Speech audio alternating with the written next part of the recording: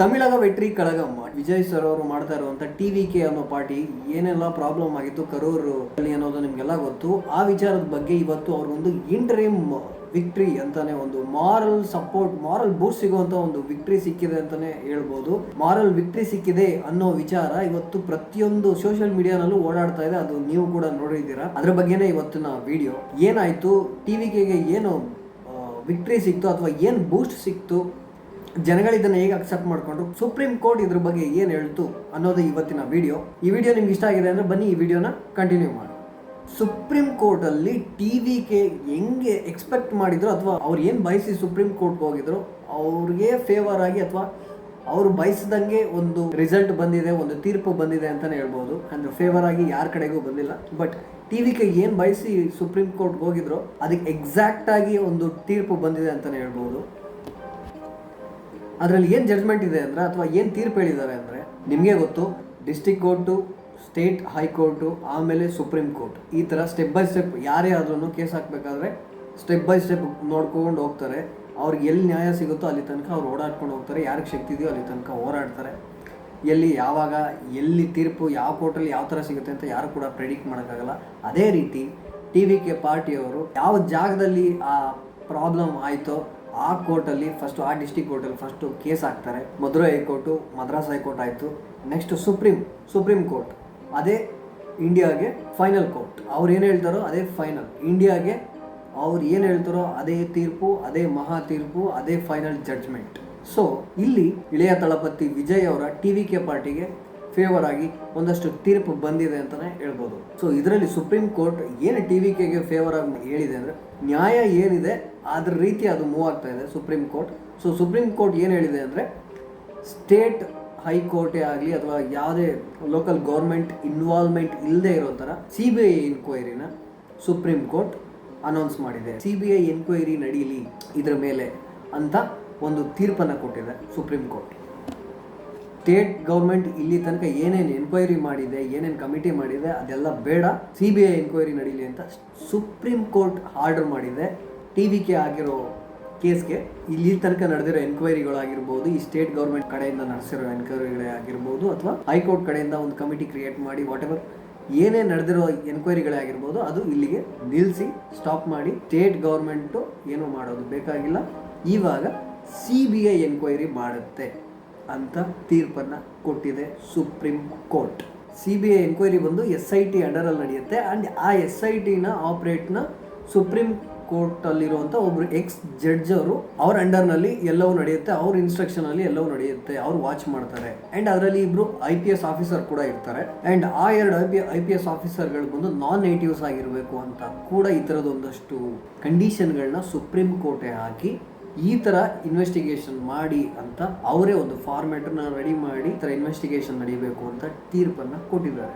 ಇದುವರೆಗೂ ತಮಿಳ್ನಾಡು ಗೌರ್ಮೆಂಟ್ ಬಂದು ಏನೇನು ಆ್ಯಕ್ಷನ್ಸ್ ಎಲ್ಲ ತಗೊಂಡ್ರೋ ಅದಕ್ಕೆ ಆಪೋಸಿಟ್ ಆಗಿ ಅದರ್ ಎಂಡಲ್ಲಿ ಇರುವಂಥ ಟಿವಿಕೆ ಪಾರ್ಟಿಯವರು ಇದರಲ್ಲಿ ನಮಗೆ ಸಿಕ್ಕಾಪಟ್ಟೆ ಪ್ರಾಬ್ಲಮ್ಸ್ ಇದೆ, ಇದು ನಮಗೆ ಸಮಾಧಾನ ಆಗ್ತಾ ಇಲ್ಲ, ಇವ್ರು ಮಾಡ್ತಾರೆ ಇನ್ವೆಸ್ಟಿಗೇಷನ್ಸ್ ಅಥವಾ ಇವ್ರು ತಗೊಂಡಿರೋ ಆ್ಯಕ್ಷನ್ಸ್ ಅಂತ ಅವರು ಅಸಮಾಧಾನದಿಂದ ಏನು ಸುಪ್ರೀಂ ಕೋರ್ಟಲ್ಲಿ ಕೇಸ್ ಹಾಕಿದ್ರು. ಸೊ ಅದನ್ನು ಸುಪ್ರೀಂ ಕೋರ್ಟ್ ಆಲಿಸಿ ಎಸ್ ನಾವು ನೀವು ಹೇಳೋದನ್ನು ಕೇಳ್ತೀವಿ ಅಂತ ಹೇಳಿ ಅದಕ್ಕೆ ಸೂಟ್ ಆಗೋ ಥರನೇ ಒಂದಷ್ಟು ಕಂಡೀಷನ್ಸ್ನ ಹಾಕಿ ಅದೇ ರೀತಿ ಇದೇ ರೀತಿ ಇನ್ವೆಸ್ಟಿಗೇಷನ್ ಆಗಬೇಕು, ಇದೇ ರೀತಿ CBI ಎನ್ಕ್ವೈರಿ ನಡೀಬೇಕು ಅಂತ ಅವರೇ ಕಂಡೀಷನ್ನ ಸ್ಟ್ರಾಂಗ್ ಆಗಿ ಹಾಕಿ ಇನ್ವೆಸ್ಟಿಗೇಷನ್ ಮಾಡಿ ಅಂತ ತೀರ್ಪನ್ನು ಕೊಟ್ಟಿದ್ದಾರೆ. ಈ ವಿಡಿಯೋದಿಂದ ನಮಗೇನಪ್ಪ ಉಪಯೋಗ ಅಂದರೆ, ನಮ್ಮ ಜುಡಿಷಿಯಲ್ ಸಿಸ್ಟಮ್ ಹೇಗೆ ವರ್ಕ್ ಆಗುತ್ತೆ, ಯಾರ ಅಂಡರಲ್ಲಿ ಯಾರು ಇರ್ತಾರೆ, ಯಾವ ರೀತಿ ಯಾರು ಆರ್ಡರ್ಸ್ ಮಾಡಿದಾಗ ಯಾರು ಯಾವ ರೀತಿ ಆ್ಯಕ್ಷನ್ಸ್ ತಗೋತಾರೆ, ನಮ್ಮ ಜುಡಿಷಿಯಲ್ ಸಿಸ್ಟಮ್ ಯಾವ ರೀತಿ ಮೂವ್ ಆಗುತ್ತೆ, ಈ ಗೌರ್ಮೆಂಟ್ ಅಥವಾ ಈ ಲಾ ಯಾರು ಯಾರಿಗೆ ಬಗ್ತಾರೆ ಅಥವಾ ಯಾವುದು ಫೈನಲ್ ಜಡ್ಜ್ಮೆಂಟ್ ಕೊಡುವಂಥದ್ದು, who is the supreme, who is the higher authority, ಎಲ್ಲಿ ತನಕ ಒಂದು ನ್ಯಾಯ ಬೇಕು ಅಂದರೆ ಎಲ್ಲಿ ತನಕ ಹೋರಾಡಬೇಕು ಅನ್ನೋದನ್ನು ತಿಳ್ಕೋಬೇಕು ಅಂದರೆ ಎಲ್ಲರೂ ಫೇಸ್ ಮಾಡಲೇಬೇಕಾಗುತ್ತೆ. ಲಾನ ತಿಳ್ಕೊಳ್ಳೇಬೇಕು, ನಮ್ಮ ನ್ಯಾಯಾಂಗ ಯಾವ ರೀತಿ ವರ್ಕ್ ಆಗುತ್ತೆ ಅನ್ನೋದೆಲ್ಲ ತಿಳ್ಕೋಬೇಕು. ಸೊ ಈ ರೀತಿ ಒಂದು ಗೌರ್ಮೆಂಟ್ಗೆ ಆಪೋಸಿಟ್ ಆಗಿ ಒಂದು ಪಾರ್ಟಿ ಲೀಗಲ್ ಆಗಿ ಮುಂದಕ್ಕೆ ಹೋಗ್ತಾ ಇದೆ ಅಂದಾಗ ಇಲ್ಲಿ ಯಾರ್ದು ತಪ್ಪಿದೆ, ಯಾರು ಸುಳ್ಳಿದೆ, ಯಾರು ಸರಿ, ಯಾರು ತಪ್ಪು ಅನ್ನೋದು ಸುಪ್ರೀಂ ಕೋರ್ಟಿಂದ ಜಡ್ಜ್ಮೆಂಟ್ ಬಂದಮೇಲೆ ಗೊತ್ತಾಗೋದು. ಇನ್ವೆಸ್ಟಿಗೇಷನ್ ನಡೀಬೇಕು, ಅದು ನಡೆದು ಸುಪ್ರೀಂ ಕೋರ್ಟಿಂದ ತೀರ್ಪು ಬಂದ ಮೇಲೆ ಇದ್ದವ್ರದ್ದು ಸರಿ ಇದು ತಪ್ಪು ಅಂತ ಹೇಳ್ಬೋದು. ಅಲ್ಲಿ ತನಕ ಯಾರು ಸರಿ ಯಾರ್ದು ತಪ್ಪು ಅಂತ ಖಂಡಿತವಾಗ್ಲೂ ಹೇಳೋಕ್ಕಾಗಲ್ಲ. ಸೊ ನಾವಿಲ್ಲಿ ಕಲ್ತ್ಕೋಬೇಕಾಗಿರೋದು ಏನು ಅಂದರೆ, ನಮ್ಮ ನ್ಯಾಯಾಂಗ ನಮ್ಮ ಜುಡಿಷಿಯಲ್ ಸಿಸ್ಟಮ್ ಯಾವ ರೀತಿ ವರ್ಕ್ ಆಗುತ್ತೆ, ಯಾರು ಯಾವ ರೀತಿ ಆ್ಯಕ್ಷನ್ಸ್ ತಗೋತಾರೆ, ಯಾರು ಆರ್ಡ್ರ್ ಮಾಡಿದ್ರೆ ಆರ್ಡ್ರಿಗೆ ಎಷ್ಟು ಪವರ್ ಇರುತ್ತೆ ಅನ್ನೋದನ್ನು ನಾವು ಈ ವಿಡಿಯೋನಲ್ಲಿ ಹೋಗ್ತಾ ತಿಳ್ಕೊಳ್ಳೋಣ. And TVK party and Tamil Nadu ಸ್ಟೇಟಲ್ಲಿ ನಡೀತಾ ಇರುವಂಥ ಪಾಲಿಟಿಕ್ಸ್ ಅದ್ರ ಬಗ್ಗೆ ಕೂಡ ಈ ವಿಡಿಯೋನಲ್ಲಿ ತಿಳ್ಕೊಳ್ಳೋಣ. ಜಸ್ಟ್ ಒಂದು 5ರಿಂದ 6 ನಿಮಿಷ ಇರುತ್ತೆ. ನೀವು ತುಂಬ ಈ ಬ್ಯುಸಿ ಶೆಡ್ಯೂಲ್ನಲ್ಲೂ ನಿಮಗೆ ನೋಡೋ ಇಂಟ್ರೆಸ್ಟ್ ಇದೆ, ನೀವು ಸ್ವಲ್ಪ ಟೈಮ್ ಮಾಡ್ಕೋತೀನಿ ಅಂತ ನಿಮ್ಗೇನಾದರೂ ಅನಿಸಿದ್ರೆ, ಫೀಲ್ ಆದರೆ ದಯವಿಟ್ಟು ಈ ವಿಡಿಯೋನ ಕಂಟಿನ್ಯೂ ಮಾಡೋಕ್ಕಿಂತ ಮುಂಚೆ ನಿಮಗೆ ಈ ವಿಡಿಯೋ ಇಷ್ಟ ಆಗಿದೆ, ಇಲ್ಲಿ ತನಕ ನೋಡೋದು ಇಷ್ಟ ಆಗಿದೆ ಅಂತ ಏನಾದರೂ ಫೀಲ್ ಆದರೆ please do subscribe and like ಕೂಡ ಮಾಡ್ಕೊಳ್ಳಿ. ಇದೇ ರೀತಿ ನನ್ನ ಕಡೆಯಿಂದ ಪ್ರತಿದಿನ ಒಂದೊಂದು ವಿಡಿಯೋ ನಿಮ್ಮ ಹತ್ರ ಬರ್ತಾ ಇರುತ್ತೆ. ಅದು ಇವನ್ ಪೊಲಿಟಿಕಲ್ ಆಗಿರ್ಬೋದು, or mystery, or facts, or informative, whatever, ಎಲ್ಲ ರೀತಿಯಾದಂಥ all in all videos informative ಆಗಿರೋದು ನನ್ನ ಕಡೆಯಿಂದ ನಿಮಗೆ ಒಂದು ವಿಡಿಯೋ ಬರೋ ಥರ ನಾನು ಪ್ರತಿದಿನ ಮಾಡೋ ಪ್ರಯತ್ನ ಮಾಡ್ತೀನಿ. ಸೊ ಅದಕ್ಕೆ ನೀವು ಮಾಡಬೇಕಾಗಿರೋದು ಪ್ಲೀಸ್ ಡೂ ಸಬ್ಸ್ಕ್ರೈಬ್ ಆ್ಯಂಡ್ ಈ ವಿಡಿಯೋ ಇಷ್ಟ ಆದರೆ ಲೈಕ್ ಮಾಡಿ. ಬನ್ನಿ ವಿಡಿಯೋನಲ್ಲಿ ಮುಂದಕ್ಕೆ ಹೋಗೋಣ. ಫಸ್ಟ್ ನಾವು ಈ ಸುಪ್ರೀಂ ಕೋರ್ಟ್ಗೆ TVK ಹೆಂಗೆ ಕೇಸ್ ಆಗ್ತು, ಇದು ಕೇಸ್ ಯಾಕೆ ಇಲ್ಲಿಗೆ ಬಂತು, ಏನು ಕೇಸು ಅನ್ನೋದನ್ನು ಜಸ್ಟ್ ಒಂದು ಗ್ಲಿಮ್ಸ್ ಥರ ಟಕ ಅಂತ ಹೇಳ್ಕೊಂಡು ಬಂದ್ಬಿಡ್ತೀನಿ. ಸೊ ಗೊತ್ತಿಲ್ಲದಿರೋರು ಕೇಳ್ಕೊಳ್ಳಿ, ಏನು TVK ವಿಜಯ್ ಅವ್ರ ಪಾರ್ಟಿದು ಏನಾಯಿತು, ಯಾಕೆ ಕೇಸ್ ಬಂತು, ಏನು ಕೇಸು, ಫಸ್ಟ್ ಆಫ್ ಆಲ್ ಅನ್ನೋದನ್ನು 2 ಮಿನಿಟ್ಸಲ್ಲಿ ಟಕ್ ಅಂತ ಹೇಳ್ತೀನಿ, ನೋಡ್ಕೊಬಿಡಿ ಸ್ವಲ್ಪ. ಸೊ ವ್ಯೂವರ್ಸ್ ನೋಡ್ತಾ ಇರೋರಿಗೆ ಏನು ಕೇಸ್ ಇದು, ಯಾರು ಹಾಕಿದ್ದು, ಏನಕ್ಕೆ ಹಾಕಿದ್ದು, what is the behind the scene, ಈ ಕೇಸಿಂದ ಇರುವಂಥ ಸೀನ್ ಏನು ಕ್ರಿಯೇಟ್ ಆಗಿತ್ತು, ಏನು ಪ್ರಾಬ್ಲಮ್ ಅನ್ನೋದನ್ನು ಒಂದು 2 ಮಿನಿಟ್ಸಲ್ಲಿ ಮಾತಾಡ್ಕೊಬಿಡೋಣ. ಸೊ ಕರೂರಲ್ಲಿ ನಡೆದಂಥ ಇನ್ಸಿಡೆಂಟಿಂದ ತಮಿಳ್ನಾಡು ಸ್ಟೇಟ್ ಗೌರ್ಮೆಂಟ್ ಏನು ಮಾಡ್ತು, ಒಂದು ಕಮಿಟಿಯನ್ನು ರಚನೆ ಮಾಡಿ ಕರೂರಲ್ಲಿ ಅನ್ಫಾರ್ಚುನೇಟ್ ಆಗಿ ಇನ್ಸಿಡೆಂಟ್ ನಡೆದ ಮೇಲೆ ತಮಿಳ್ನಾಡು ಸ್ಟೇಟಲ್ಲಿ 2 ಮಹತ್ವದ ಸಿಚುಯೇಷನ್ಗಳು ಕ್ರಿಯೇಟ್ ಆಯಿತು, 2 ಮಹತ್ವದ ಸೀನ್ಗಳು ಕ್ರಿಯೇಟ್ ಆಯಿತು. ಮೊದಲನೇ ಬಂದು ಗೌರ್ಮೆಂಟ್ ಬಂದು ಒಬ್ರು ಸಿಂಗಲ್ ಪರ್ಸನ್ ಜಡ್ಜ್ನ ಇಟ್ಕೊಂಡು ಎನ್ಕ್ವೈರಿ ಕಮಿಷನ್ನ ಶುರು ಮಾಡ್ತಾರೆ ಕರೂರು ಬಗ್ಗೆ. ಎರಡನೇದು ಅದೇ ರೀತಿ ಮಡ್ರಾಸ್ ಹೈಕೋರ್ಟ್ ಬಂದು ಒಂದು SIT ಕಮಿಟಿಯನ್ನು ಫಾರ್ಮ್ ಮಾಡಿ ಸ್ಪೆಷಲ್ ಇನ್ವೆಸ್ಟಿಗೇಷನ್ ಟೀಮ್, ಇದು ಆಕ್ಚುಲಿ ಒಂದು ಸಮ್ ಟೈಮ್ ಒಂದು ಇದು ಯಾವಾಗಲೂ ಪರ್ಮನೆಂಟ್ ಅಲ್ಲ, ಕೆಲವೊಂದು ಸೆನ್ಸಿಟಿವ್ ಆಗಿರುವಂಥ ಕೇಸ್ಗಳು ಬಂದಾಗ, ಕೆಲವು ಇಡೀ ಸಮಾಜನ ತಿರುಗಿ ನೋಡ್ತಾ ಇದೆ, ಸ್ವಲ್ಪ ಹೈ ಪ್ರೊಫೈಲ್ ಅಥವಾ ಸೀರಿಯಸ್ ಆಗಿರುವಂಥ ಸೊಸೈಟಿನಲ್ಲಿ ಸೀರಿಯಸ್ ಆಗಿರುವಂಥ ಗಂಭೀರವಾಗಿರುವಂಥ ಕೇಸ್ ಇದು, ಇನ್ಸಿಡೆಂಟ್ ಇದು ಅನ್ನೋವಂಥ ಸಿಚುವೇಶನ್ಸ್ ಇದ್ದಾಗ SIT ಸ್ಪೆಷಲ್ ಇನ್ವೆಸ್ಟಿಗೇಷನ್ ಟೀಮ್ನ ಕೋರ್ಟ್ ನಿರ್ದಿಷ್ಟವಾದ ಒಂದು ಕಮಿಟಿಯನ್ನು ಫಾರ್ಮ್ ಮಾಡಿ SIT ಸ್ಪೆಷಲ್ ಇನ್ವೆಸ್ಟಿಗೇಷನ್ ಟೀಮ್ ಅಂತ ಫಾರ್ಮ್ ಮಾಡಿ ಅವರನ್ನು ಬಿಡ್ತಾರೆ, ಇನ್ವೆಸ್ಟಿಗೇಷನ್ ಮಾಡಿ ರಿಪೋರ್ಟ್ ಮಾಡಿ ಅಂತ. ಸೊ ಇದು ಎರಡನೇದು. ಹೈಕೋರ್ಟ್ ಕಡೆಯಿಂದ ನಡೆದಂಥ ಒಂದು ಇನ್ಸಿಡೆಂಟ್ ಇದು ತಮಿಳ್ನಾಡಲ್ಲಿ. ಸೊ 2 ಪಾಯಿಂಟ್, ಒಂದು ಗೌರ್ಮೆಂಟ್ ಅವರು ಒಬ್ಬರು ಜಡ್ಜನ್ನ ಇಟ್ಕೊಂಡು ಅವ್ರ ಸ್ಟೈಲಲ್ಲಿ ಇನ್ವೆಸ್ಟಿಗೇಷನ್ನ ಶುರು ಮಾಡ್ತಾರೆ. ಆ್ಯಂಡ್ ಎರಡನೇದು ಬಂದು ಹೈಕೋರ್ಟ್ SITನ ಫಾರ್ಮ್ ಮಾಡಿ ಈ ಕಡೆಯಿಂದ ಇನ್ವೆಸ್ಟಿಗೇಷನ್ನ ಶುರು ಮಾಡ್ತಾರೆ. ಸೊ 2 ಆಕ್ಟಿವಿಟೀಸ್ ತಮಿಳ್ನಾಡಲ್ಲಿ ನಡೆಯುತ್ತೆ ಆಫ್ಟರ್ ಕರೂರ್. ಸೊ ಈ SIT ಬಂದು ತಮಿಳ್ನಾಡು ಪೊಲೀಸ್ ಇರ್ತಾರೆ, ಅವ್ರ ಅಂಡರಲ್ಲಿ ಇನ್ವೆಸ್ಟಿಗೇಷನ್ ಮಾಡಿ ಅಂತ ತಮಿಳ್ನಾಡು ಹೈಕೋರ್ಟ್ ಆರ್ಡರ್ ಪಾಸ್ ಮಾಡಿತು. ಸೊ ಈ ಥರದ್ದು 2 ಇನ್ಸಿಡೆಂಟ್ ತಮಿಳ್ನಾಡಲ್ಲಿ ನಡೀತು. ಸೊ ಈ ಗ್ಯಾಪಲ್ಲಿ ಈ ಇನ್ಸಿಡೆಂಟ್ನ ಅಲ್ಲಿರುವಂತಹ ಗೌರ್ಮೆಂಟ್ಗಳೇ ಆಗಿರ್ಬೋದು, ವಿರೋಧ ಪಕ್ಷಗಳೇ ಆಗಿರ್ಬೋದು, ಸಾಕಷ್ಟು ಹಲವಾರು ವಿರೋಧ ಪಕ್ಷಗಳಿವೆ, ಅಧಿಕಾರದಲ್ಲಿರೋ ಪಕ್ಷಗಳೇ ಆಗಿರ್ಬೋದು, ಒಬ್ಬೊಬ್ಬರ ಮೇಲೆ ಬೆರಳು ತೋರಿಸ್ಕೊಂಡು ನೀ ಮಾಡಿದ್ದು ನಿನ್ನಿಂದ ಆಗಿದ್ದು ಅಂತ ಮಾತಾಡ್ತಾ ಇರಬೇಕಾದ್ರೆ ಸೊಸೈಟಿನಲ್ಲಿ ಅದು ಬೇರೆ ಥರನೇ ಇಂಪ್ಯಾಕ್ಟ್ ಕ್ರಿಯೇಟ್ ಆಯಿತು. ಈ ಪಕ್ಷಕ್ಕೆ ಸಪೋರ್ಟ್ ಮಾಡೋರು ಅವ್ರಿಗೆ ಆಪೋಸಿಟಾಗಿ ಮಾತಾಡಿದ್ರು, ಆ ಪಕ್ಷಕ್ಕೆ ಸಪೋರ್ಟ್ ಮಾಡೋ ಜನಗಳು ಇವ್ರಿಗೆ ಆಪೋಸಿಟಾಗಿ ಮಾತಾಡಿದ್ರು, ಬೆಂಬಲಿಗರು.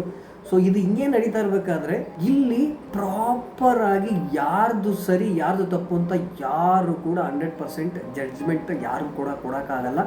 ಅದು ಯಾವಾಗ ಆಚೆ ಬರಬೇಕು ಅಂದರೆ ಈ ರೀತಿಯಾದಂಥ ಸೆನ್ಸಿಟಿವ್ ಕೇಸ್ಗಳಲ್ಲಿ ಕೋರ್ಟ್ ಆಗಿರ್ಬೋದು ಅಥವಾ ಸುಪ್ರೀಂ ಕೋರ್ಟ್ ಆಗಿರ್ಬೋದು ಇನ್ಸ್ಟಂಟಾಗಿ ಆ್ಯಕ್ಷನ್ ತಗೊಂಡು ಅವರು ಒಂದು ಕಮಿಟಿನ ರಚನೆ ಮಾಡಿ ಯಾವಾಗ ಇನ್ವೆಸ್ಟಿಗೇಷನ್ ಮಾಡಿಸ್ತಾರೋ ಆವಾಗಲೇ ಈ ಥರದ ನಿಜಗಳೆಲ್ಲ ಆಚೆ ಬರೋದು. ಸೊ ಅಲ್ಲಿ ತನಕ ಕಾಯಲೇಬೇಕು. ಸೊ ಈ ನಿಜನ ಆಚೆ ತೆಗೆಯೋದಕ್ಕೆ 2 ಥರ ಇನ್ವೆಸ್ಟಿಗೇಷನ್ ತಮಿಳ್ನಾಡು ಸ್ಟೇಟಲ್ಲಿ ಶುರುವಾಗಿತ್ತು. ಸೊ ತಮಿಳ್ನಾಡು ಗೌರ್ಮೆಂಟ್ ಏನು ಹೇಳ್ತಾ ಇತ್ತು ಅಂದರೆ, ನಮ್ಮ ಸ್ಟೇಟಲ್ಲಿ ನಡೆದಿರೋ ಪ್ರಾಬ್ಲಮ್ನ, ನಮ್ಮೂರಿನ ಪ್ರಾಬ್ಲಮ್ನ ನಾವೇ ಸಾಲ್ವ್ ಮಾಡ್ಕೋತೀವಿ, ನಾವೇ ಇನ್ವೆಸ್ಟಿಗೇಷನ್ ಮಾಡ್ಕೋತೀವಿ, ನಮ್ಗೆ ಆ ಶಕ್ತಿ ಇದೆ, ನಮ್ಗೆ ಸ್ಟೆಬಿಲಿಟಿ ಇದೆ, ನಾವು ಲೀಗಲ್ ಆಗಿ ಒಂದು ನ್ಯಾಯಯುತವಾದ ಇನ್ವೆಸ್ಟಿಗೇಷನ್ ನಮ್ಮೊಳಗಡೆನೇ ನಡೆಯುತ್ತೆ. ಸೊ ನಾವೇ ಮಾಡ್ತೀವಿ, ಯಾರ ಅಂಡರಲ್ಲೂ ಇದು ಯಾರ ಕಡೆಗೆ ಹೋಗೋದು ಬೇಕಾಗಿಲ್ಲ, ನಾವೇ ಇದನ್ನು ಮಾಡ್ಕೋತೀವಿ, ನಮ್ಮ ಸ್ಟೇಟ್ ಪ್ರಾಬ್ಲಮ್ನ ನಾವೇ ಸಾಲ್ವ್ ಮಾಡ್ಕೋತೀವಿ ಅನ್ನೋ ರೀತಿಯಲ್ಲಿ ತಮಿಳ್ನಾಡು ಸ್ಟೇಟ್ ಗೌರ್ಮೆಂಟ್ ಹೇಳ್ತು.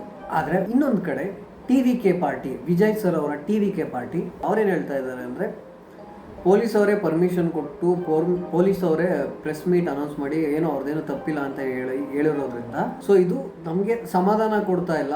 ಸೊ ನಾವು ಸುಪ್ರೀಂ ಕೋರ್ಟ್ಗೆ ಹೋಗಿ ಇದ್ರ ಬಗ್ಗೆ ನಾವು ವಾದ ಮಾಡ್ತೀವಿ, ಸುಪ್ರೀಂ ಕೋರ್ಟಲ್ಲಿ ಹೋಗಿ ನಾವು ನ್ಯಾಯ ಕೇಳ್ತೀವಿ ಅಂತ TVK ಪಾರ್ಟಿಯವರು ದೃಢ ನಿರ್ಧಾರದ ಮೇಲೆ ನಾವು ಸುಪ್ರೀಂ ಕೋರ್ಟ್ಗೆ ಹೋಗ್ತೀವಿ ಅಂತ ಫಿಕ್ಸ್ ಆಗ್ತಾರೆ. ನಮಗೆ ಒಂದು SIT ಬೇಕು. TVK ಪಾರ್ಟಿ ಏನಾಗುತ್ತೆ, ಸೊ ನಮಗೆ ಇದು ಸಮಾಧಾನ ಇಲ್ಲ, ಈ ರಿಸಲ್ಟ್ ನಮಗೆ ಸಮಾಧಾನ ಕೊಡ್ತಾ ಇಲ್ಲ, ನಮಗೆ ಒಂದು SIT ಟೀಮ್ ಬೇಕು, ಸ್ಪೆಷಲ್ ಇನ್ವೆಸ್ಟಿಗೇಷನ್ ಟೀಮ್ ಬೇಕು ಅಂತ ನಾವು ಸುಪ್ರೀಂ ಕೋರ್ಟ್ಗೆ ಹೋಗ್ತೀವಿ ಅಂತ ಫಿಕ್ಸ್ ಆಗ್ತಾರೆ. ಅವ್ರು ಬಂದು ಸುಪ್ರೀಂ ಕೋರ್ಟ್ನ ಅಪ್ರೋಚ್ ಮಾಡ್ತಾರೆ. ಸೊ ಆ ಇನ್ಸಿಡೆಂಟಲ್ಲಿ ತೀರ್ಕೊಂಡಿರೋರಂಥ ಫ್ಯಾಮಿಲಿಗಳು ಸುಪ್ರೀಂ ಕೋರ್ಟ್ನ ಅಪ್ರೋಚ್ ಮಾಡಿ ನಮಗೆ CBI ಬೇಕು ಅನ್ನೋವಂಥ ಒಂದು ರಿಕ್ವೆಸ್ಟ್ನ ಅವರು ಸುಪ್ರೀಂ ಕೋರ್ಟ್ ಮುಂದೆ ಇಟ್ಟಾಗ, ಸೊ ಈ ಸುಪ್ರೀಂ ಕೋರ್ಟ್ ಏನು ಮಾಡ್ತು, ಎಲ್ಲರ ಒಂದು ಪಿಟಿಷನ್ನು ತಗೊಂಡು, ಸೊ ಸುಪ್ರೀಂ ಕೋರ್ಟ್ ಎಲ್ಲನೂ ಒಂದು ಕಡೆಗೆ ಸೇರಿಸ್ಕೊತು, ಎಲ್ಲರೂ ಹೇಳಿದ್ದನ್ನು ಒಂದು ಕಡೆಗೆ ತಗೋತು. ಸೊ ಇದರಲ್ಲಿ TVK ಅಸಮಾಧಾನ ಏನಂದರೆ, ನಮಗೆ ಸ್ಟೇಟ್ ಗೌರ್ಮೆಂಟಲ್ಲಿರೋ ಪೊಲೀಸ್ಗಳ ಮೇಲೆ ಅಸಮಾಧಾನ ಇದೆ ಈ ಇನ್ಸಿಡೆಂಟಿಂದ. ಸೊ ಅವರೇ ಇನ್ವೆಸ್ಟಿಗೇಷನ್ ಮಾಡಿ ಸ್ಟೇಟಲ್ಲಿ ಅವರೇ ರಿಪೋರ್ಟ್ ಕೊಡೋದು ನಮಗೆ ನಿಜವಾಗ್ಲೂ ಸಮಾಧಾನ ಇಲ್ಲ. ಸೊ ನಮಗೆ ಇನ್ವೆಸ್ಟಿಗೇಷನ್ ಏನೇ ನಡೆದ್ರು, ಇನ್ಸಿಡೆಂಟ್ ಬಗ್ಗೆ ಏನೇ ವಿಚಾರಗಳು ನಡೆದ್ರು, ಏನೇ ಇನ್ವೆಸ್ಟಿಗೇಷನ್ ನಡೆದ್ರು, ಅದು ಸುಪ್ರೀಂ ಕೋರ್ಟ್ ಅಥಾರಿಟಿನಲ್ಲಿ, ಸುಪ್ರೀಂ ಕೋರ್ಟ್ ಗೈಡೆನ್ಸಲ್ಲಿ, ಸುಪ್ರೀಂ ಕೋರ್ಟ್ ಅಂಡರಲ್ಲೇ ನಡಿಬೇಕು ಅನ್ನೋದು TVK ಅವರ ವಾದ. TVK ಪಾರ್ಟಿ, ವಿಜಯ್ ಸರ್ ಅವರ TVK ಪಾರ್ಟಿಯ ವಾದ. ಸುಪ್ರೀಂ ಕೋರ್ಟ್ ಬಂದು ಇಲ್ಲ ನೋಡಿ, ಇದು ಈ ಥರ ಅಲ್ಲ, ನೀವು ಸ್ಟೇಟ್ ಗೌರ್ಮೆಂಟಲ್ಲಿ ಹತ್ರನೇ ಹೋಗಿ ಅಥವಾ SIT ಟೀಮ್ ಹತ್ರನೇ ಹೋಗಿ ಅಲ್ಲಿ ಏನು ನಡೆದಿದೆಯೋ ಇನ್ವೆಸ್ಟಿಗೇಷನ್ ಅದೇ ಫೈನಲ್ ಅಂತ ಏನಾದರೂ ಸುಪ್ರೀಂ ಕೋರ್ಟ್ ಹೇಳಿದರೆ ಇದು ಗೌರ್ಮೆಂಟ್ಗೆ ಫೇವರ್ ಆಗಿರ್ತಾ ಇತ್ತು. ಬಟ್ ಇಲ್ಲಿ ನಡೆದಿದ್ದು ಬೇರೆ. ಸೊ ಸುಪ್ರೀಂ ಕೋರ್ಟ್ ಏನು ಮಾಡ್ತೀವಿ ಇಲ್ಲಿ ಅಂದರೆ, TVK ಏನು ಕೇಳಿದ್ರು, ನೀವು ಏನು ಕೇಳಿದ್ರಿ ಅದೇ ರೀತಿ SIT ಒಂದು ಸ್ಪೆಷಲ್ ಇನ್ವೆಸ್ಟಿಗೇಷನ್ ಟೀಮ್ನ ಫಾರ್ಮ್ ಮಾಡ್ತೀವಿ.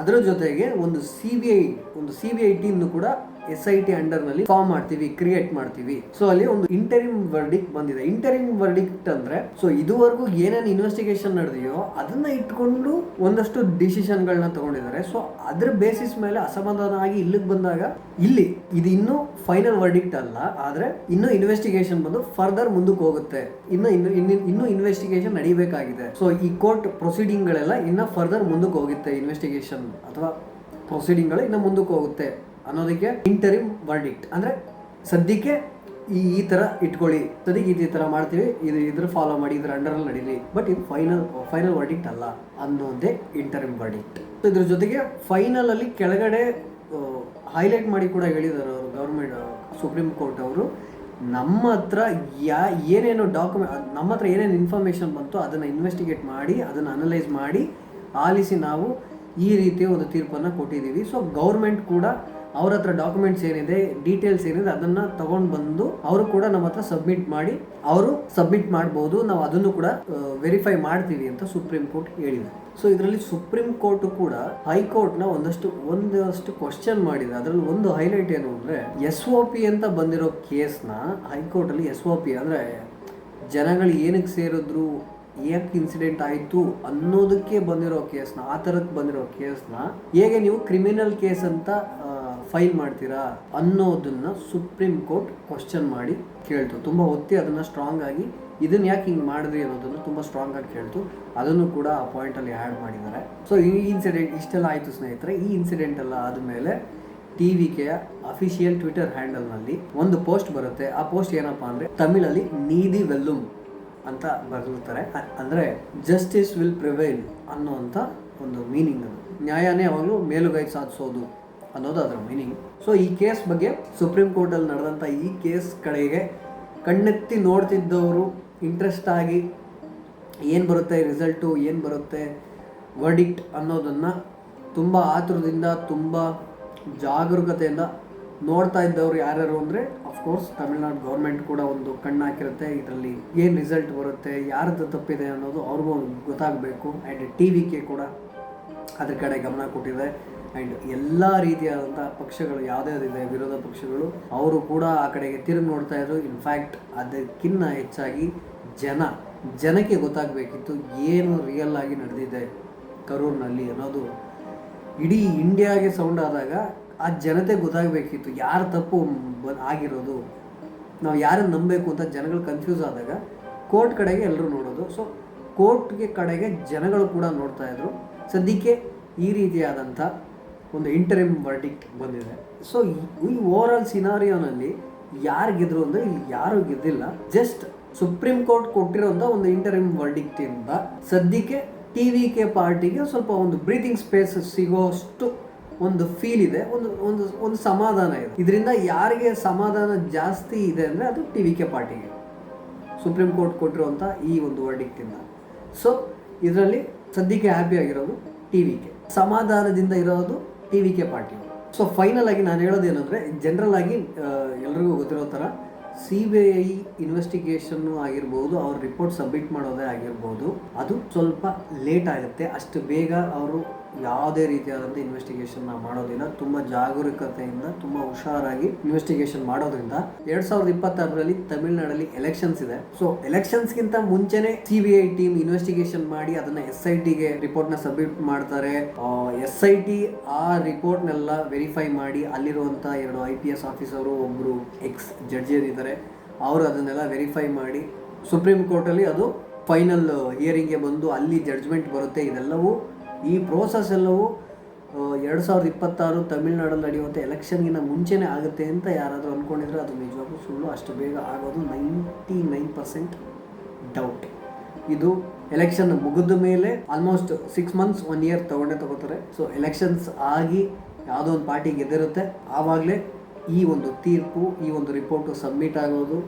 CBI ಅವರು SITಗೆ ಸಬ್ಮಿಟ್ ಮಾಡೋದು, SIT ಅವರು ಅಲ್ಲಿ ವೆರಿಫೈ ಮಾಡಿ ಸುಪ್ರೀಂ ಕೋರ್ಟಿಗೆ ಕೊಟ್ಟು ಅಲ್ಲಿ ಒಂದು ಫೈನಲ್ ವರ್ಡಿಕ್ಟ್ ಬರೋದಕ್ಕೆ ಆಲ್ಮೋಸ್ಟ್ ಅಷ್ಟು ಟೈಮ್ ಹಿಡಿಯುತ್ತೆ. ಯಾಕಂದರೆ ತುಂಬ ಸೆನ್ಸಿಟಿವ್ ಕೇಸು, ತುಂಬ ಜನಗಳನ್ನ ಇನ್ವೆಸ್ಟಿಗೇಷನ್ ಮಾಡಬೇಕಾಗಿರುತ್ತೆ, ತುಂಬ ಜಾಗಗಳಿಗೆ ಹೋಗಬೇಕಾಗಿರುತ್ತೆ. ಸೊ ಈ ಥರದ್ದೆಲ್ಲ ಪ್ರೋಸೆಸ್ ಇರೋದ್ರಿಂದ ಇದಕ್ಕೆ ಇಷ್ಟು ಟೈಮ್ ಹಿಡಿಯುತ್ತೆ. ಸೊ ಇದು ಸದ್ಯಕ್ಕೆ ನಿಲ್ಲದೇ ಇರುವಂಥ ವಿಚಾರ. ಬಟ್ ಏನೇ ಆದರೂ ಜನಗಳ ಸಾವು, ಅಷ್ಟು ಈಸಿಯಾಗಿ ಬಿಡೋದಕ್ಕಾಗಲ್ಲ. ಸೊ ಯಾರು ತಪ್ಪಿದೆ ಅಂತ ಆಚೆ ಬರಲೇಬೇಕು. ಸೊ ಎಲ್ಲರೂ ಸುಪ್ರೀಂ ಕೋರ್ಟ್ ಕಡೆ ತಿರುಗಿ ನೋಡ್ತಾ ಇದ್ರು. ಸೊ ಇವಾಗ ಸುಪ್ರೀಂ ಕೋರ್ಟ್ SIT ಕಮಿಟಿನ ಕ್ರಿಯೇಟ್ ಮಾಡಿ ಅವ್ರ ಅಂಡರ್ಗೆ CBIನ ಕೊಟ್ಟಿದ್ದಾರೆ. ಸೊ CBI ಅವ್ರಿಗೆ ತಮಿಳ್ನಾಡು ಸ್ಟೇಟ್ ಗೌರ್ಮೆಂಟ್ ಹೆಲ್ಪ್ ಮಾಡಬೇಕು. ಐ ಮೀನ್ CBIಗೆ ಏನೇನು ಅವ್ರು ಏನೇನು ಕೇಳ್ತಾರೆ, ಕೆಲವೊಂದು ಅವ್ರಿಗೆ ಏನೇನು ಸಪೋರ್ಟ್ ಮಾಡಬೇಕು ಅದನ್ನೆಲ್ಲ ತಮಿಳ್ನಾಡು ಗೌರ್ಮೆಂಟೇ ಕೊಡಬೇಕು. ಸೊ ಇದು ಸುಪ್ರೀಂ ಕೋರ್ಟ್ ಕೊಟ್ಟಿರುವಂಥ ತೀರ್ಪು. ಇದರಿಂದ TVK ಅವ್ರಿಗೆ ಬ್ರೀತಿಂಗ್ ಸ್ಪೇಸ್ ಸಿಕ್ಕಿರೋದ್ರಿಂದ ಒಂದು ಸಣ್ಣ ನಗು ಅಥವಾ ಒಂದು ಸಮಾಧಾನ. ನಗು ಈ ಥರದ ಇನ್ಸಿಡೆಂಟಿಂದ ಯಾವುದೇ ಪಾರ್ಟಿಗೆ ಅದು ನಗು ಬರಲ್ಲ. ಇದೊಂದು ಕರಾಳ ಇನ್ಸಿಡೆಂಟ್ ಅಂತಲೇ ಹೇಳ್ಬೋದು. ಒಂದು ಸಮಾಧಾನ ಸಿಕ್ಕಿದೆ, ನ್ಯಾಯ ಗೆಲ್ಲುತ್ತೆ ಅನ್ನೋ ಒಂದು ಹೋಪ್ ಸಿಕ್ಕಿದೆ ಅವರಿಗೆ. ಇದು TVK ಫೇವರ್ ಅಂತ ನಾನು ಹೇಳಿದ್ದು. ಇಲ್ಲಿ ಯಾರ ಫೇವರ್ಗೆ ಯಾರೂ ಹೋಗಿಲ್ಲ. ಬಟ್ ಈ ತೀರ್ಪು TVK ಕಡೆಗೆ ಬಂದಿದೆ ಅನ್ನೋದು ಇದರ ಒಳ. ಈ ವಿಡಿಯೋದ ಪೂರ್ತಿ ಓವರ್ವ್ಯೂ ಇಷ್ಟ ಆಗಿತ್ತು. ಸೊ ನಿಮಗೆ ಈ ವಿಡಿಯೋ ಇಷ್ಟ ಆಗಿದ್ದರೆ ದಯವಿಟ್ಟು ಲೈಕ್ ಮಾಡಿ ಆ್ಯಂಡ್ ಸಬ್ಸ್ಕ್ರೈಬ್ ಕೂಡ ಮಾಡ್ಕೊಳ್ಳಿ. ಆ್ಯಂಡ್ ನಿಮ್ಮ ಒಪಿನಿಯನ್ ಕೂಡ ಕಮೆಂಟ್ ಮಾಡಿ. That's it. ಮತ್ತೆ ನೆಕ್ಸ್ಟ್ ವಿಡಿಯೋನಲ್ಲಿ ಸಿಗ್ತೀನಿ. Thank you.